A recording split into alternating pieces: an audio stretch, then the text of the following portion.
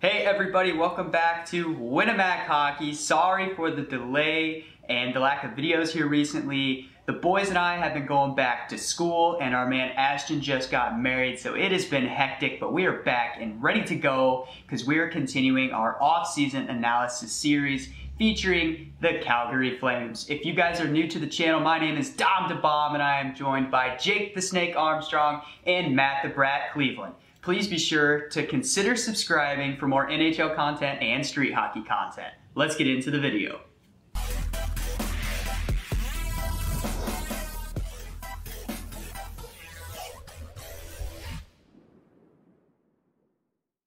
Alright everybody, so the Calgary Flames have kind of been stuck in this rebuild slash let's try to get to the playoffs phase, and it's been kind of sad, and it seems as if this offseason did not help much.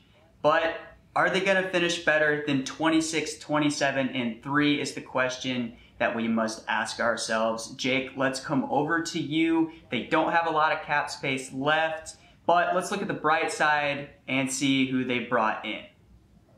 All right, so the big move they made this offseason that fans should get excited about is Blake Coleman, two-time Stanley Cup champion. He was a big piece in the Lightning's depth last season, and I think he's one of the reasons why the Lightning might take a step back now that they lost all those pieces. But what the Lightning's loss is definitely the Flames' gain, and Blake Coleman's a big part of that. A less significant addition is Nikita Zadorov, who was a Blackhawk last season. You guys got to see him play. What do you think about him? I'd say a little underwhelming from what we were expecting, obviously going back to the same situation, trading for him. But I think with the new scenery and not as much expectations the Blackhawks had on him, I feel like he could sprout a little bit there in Calgary. He can lay the body though, eh? Definitely can. He's a big dude. Yeah, I would say watching him last season as a Hawks fan, seeing Saad go, he had some shoes to fill. You know, everyone loved Brandon Saad, but we had high hopes for Zadorov, and quite frankly, he just didn't get it done. I mean, it was nice to see him lay some people out every now and again, but I would rather see Brandon Saad's 20-plus goals every season. So I think Calgary is going to be able to benefit from his play, but as a Hawks fan, I was not too impressed. All right, so with that, let's talk about the key loss that they suffered in the expansion draft with Giordano, their captain, leaving. Jake, how big of an impact is that going to have on their team this season? He's been a Calgary Flame for a long time. In the locker room especially, that's going to hurt them. Their defense overall has declined this offseason because of that. I don't think they really replaced Giordano. Obviously, Zadorov was an attempt, but I think it's a weak one. Giordano is going to be a free agent at the end of the season. My guess is that they would try to bring him back to retire as a Flame, but we'll have to wait and see. Matt, what are your thoughts on Giordano's situation? Well, it's going to be exciting for him. He obviously was one of the first draft picks of the Seattle Kraken, so we're going to see how much he has to do there in Seattle, how much he got to play. But he was a huge part of this team. Obviously a Norris Trophy winner back in the day. Big-time dude who made a lot of plays for them on the back end. And like Jake said, he's definitely going to be missed in Calgary. But it's going to be interesting to see where his career path goes from here. And another element of his game, too, in Calgary was wearing that C, man, and the leadership that he brought to that locker room is sure going to be missed. With that topic, who do you think is going to step up for them? Is someone going to get that third A? Are they going to name a captain anytime soon? What are your guys' thoughts on that? Matt, I'll start with you first. I think there's one dude who's been kind of overlooked. Whether they're looking to trade him or not, or whether there's any type of situation or not. I think Johnny Gaudreau for a while now should have at least been an A.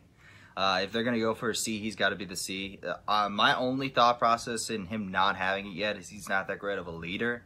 But from what I've seen him, the style of play that he puts on the ice, the way he plays and the way he involves his teammates, he kind of looks like a leader on the ice. So you might as well give him that A, see what he can do with it on his chest. Jake, thoughts? Like I mentioned earlier, I think there's a chance Giordano comes back next season. So until he makes that decision, I don't think Calgary names a new captain. But if they're going to put the A on someone else, I think that it's going to be Matthew Tkachuk. With all the Johnny Gaudreau rumors, I personally think Gaudreau's a great leader and he's a great member of that team. But who knows? He might not be on the team tomorrow, the way trade rumors go. So I think they avoid giving it to him for the sake of long-term tenure on the team. Mm-hmm. Yeah, I think I'd have to agree with that. I think it's something that's not going to be rushed. I think if anything, they give a third A out, and we'll see who it goes to. But speaking of the two guys that you were talking about as candidates for the third alternate captaincy in Gaudreau and Tkachuk, their contracts are running out soon. So looking forward with the little bit of cap space currently, how in the world is Calgary going to bring both of these guys back? Jake, do you have any idea? Well, they've got a little bit of wiggle room here. I think they're really waiting for Milan Lucic's contract to run out. He's got this coming season, and then that's over $5 million coming off the books. So I think with Matthew Tkachuk being on being an RFA, they'll give him a bridge deal. My guess is they might even do 1 year at whatever price he asks for, really. Just get him back for the 1 year. And then the following year, I think they can sign him to a long, like 8x8, something big. They didn't really have as much trouble as Ottawa's had signing Matthew Tkachuk's brother, Brady Tkachuk. So I think step one is signing Matthew Tkachuk short-term this year until the Lucic contract is up. Other than that, they're going to struggle bringing back Johnny Gaudreau because I think any team in the league would also give him $8 million plus. So that's going to be a challenge. Mm-hmm. Matt, do you have any recommendations for Calgary? I'd say I'd agree with Jake. Just run the course here. You got to get them both signed. They're two huge guys, probably the two best forwards on the roster, if I had to guess. You got to find a way, especially with Matthew Tkachuk. He's a young guy that they're obviously building around, so to not sign him would almost be a disaster for Calgary. And Johnny Gaudreau, I still think he's a great player in this league. I still think he's one of the top playmakers in this league, and you got to find a way to keep a guy like that, trade rumors or not. He's just too good of a guy to pass up. Yeah, absolutely. I think that's got to be the priority. And it seems from what you guys are saying that Calgary just seems stuck. Matt, you said that they're going to have to run the course. So they're going to have to wait for some of that cap space to free up and then make some moves. With that, are there any other options or things that you could see happening before the season starts or maybe during the season? Do you think they go out and give anyone some tryouts, make some trades, etc.? Any ideas?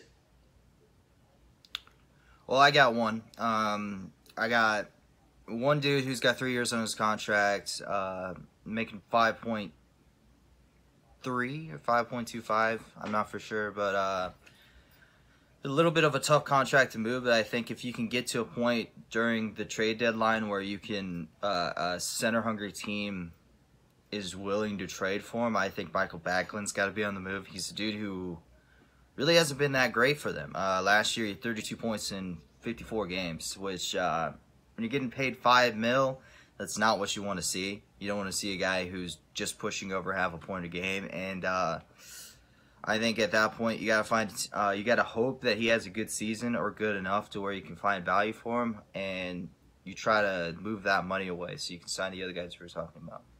Mm-hmm. Jake, what do you think of that idea, and do you have any ideas yourself?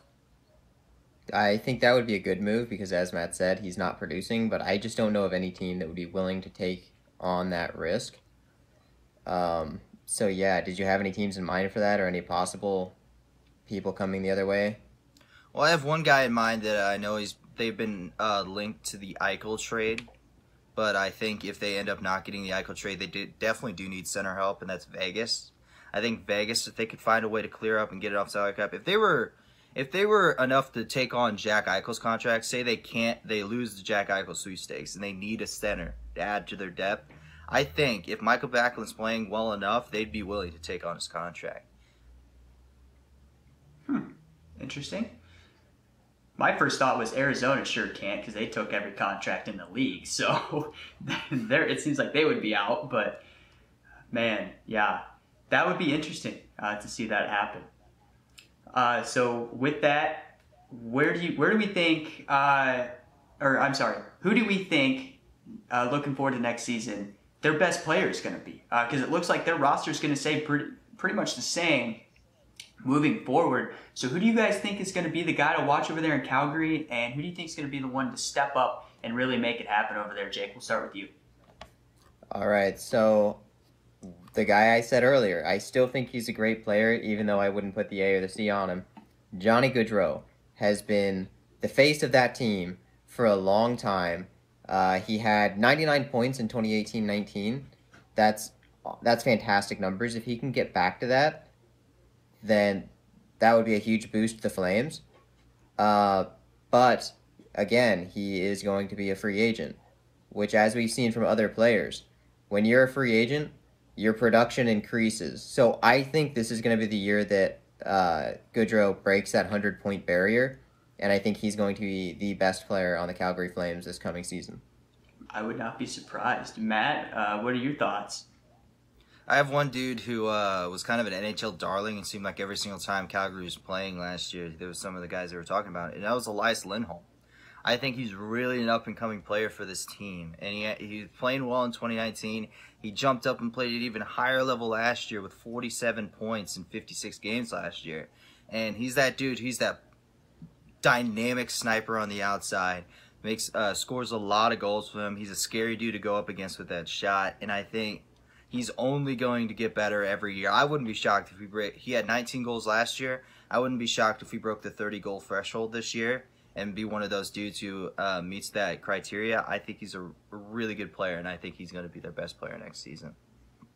Yeah, for sure. I think you guys both listed some guys on that team that can definitely break out and be that guy, and I'm sure that some fans are going to watch this and go, well, what about Kachuk? He's definitely a candidate too. There's some other players on that team that could really shine as well. But with that too, guys, I know that we just recently recorded a video ranking the Pacific Division for this upcoming season, which will be out soon, so be sure to check that out when it drops. And spoiler alert for Calgary fans, all three of the guys in that video ranked Calgary 6th in the division next season. It just seems as though with the current roster and the situation that you guys are in, that it's going to take a couple years before you guys really start seeing some progress, unless you have some players break out and play at higher levels than what we've seen. Guys, did I sum that up pretty well there? Yeah, I think you did a good job, and that's exactly what it is. Their big guns have to play like they're the big guns that they're getting paid to be, but regardless, that defense isn't looking great, so I still think they're low down there in 6th. Mm-hmm. Matt, any more thoughts as we get ready to close? Yeah, I agree with Jake. I think they definitely need a couple more years of first-round picks, draft some good defenders to bring in there. And I think after that, then they'll be ready to compete. Mm-hmm. Absolutely. Well, hey, guys, thank you all for tuning in. I hope you enjoyed this video and what we had to say about the Calgary Flames. We look forward to this hockey season, and we hope you guys do too. Again, please be sure to hit that subscribe button and let us know what you think in the comments below. We'll see you next time on Winnemac Hockey.